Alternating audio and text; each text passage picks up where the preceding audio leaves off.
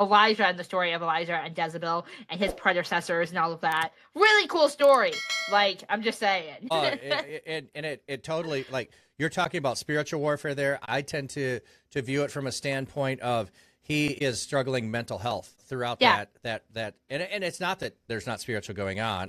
There definitely is spiritual warfare that's happening, but not to diagnose, because I don't know how we could, because he's not alive. We just have a written record. But there's a level at which either depression or PTSD is part of what he's struggling with. Yeah, I definitely would think it's more PTSD, and here's why. He slayed all of those people. He was running at a supernatural speed. Like, he was passing chariots. Like, there's no way this man was not running without God's supernatural provision over him. And he got there. He probably had the weight of what he did on him, and he was probably also physically exhausted, because imagine maintaining that speed on your body, and it just caught up to him in a moment, which allowed Jezebel to send the spiritual attack, which amplified his mental health stuff in that moment, and then God told him to take a nap and eat some food. He isolates himself. He sends his servant away, and then he crawls up under a tree. He's basically fetal position here, and then saying, "I wish I were dead."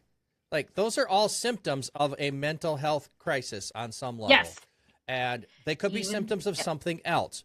But I'm saying, to me, that's what it points to. That's what I see happening there. And so I preached on that passage many times to bring up the topic of mental health. And if you're struggling with things and you can't do it alone. And here God had to intervene and come to his aid. So if you're watching someone struggle through it, you may not be able to intervene. You may not be able to change it, but you can still try to be present with them in the middle of it. Job would be another one that may be struggling with some stuff. I don't usually always go fully that direction with Job. From Job's perspective, I usually say, when your life is falling apart and you don't know what to do, go read Job, because Job will say everything you wish you could say to your friends who are idiots. Yeah, you're not wrong. You're not wrong. Job has all the right things to say about all the people who are around you, telling you it's your fault that your life is falling apart. I'm going to say nope, and I'm going to go read Job. So, yeah, sometimes our lives just fall apart and there's no reason for it, right? Or no rhyme for it. Sometimes bad things just happen. We live in a fallen world. Like, there's not a reason for everything. There's not an explanation for everything. Sometimes bad things just happen and it sucks. And sometimes those bad things can send us into depression or mental health crises. And that's okay. Yes. It's okay to be like, I can't handle everything falling apart. Like, it's okay. Like, and sometimes just sit with people, or like, look, power of prayer. There is power in prayer. Like, if you don't know how to help someone, pray for them. Because God can do things. He hears the intercessors of the saints. Like, he hears our prayers. So, like, if you don't know how to relate to them, you don't know how to be there for them, you can still pray for them.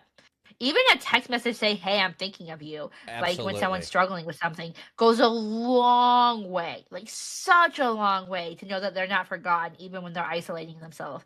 Because when you get depressed or you're having anxiety, or like, there's a long list of things that make people isolate themselves. Their friends just texting them, "Hey, I'm thinking of you," makes them realize that they're not alone.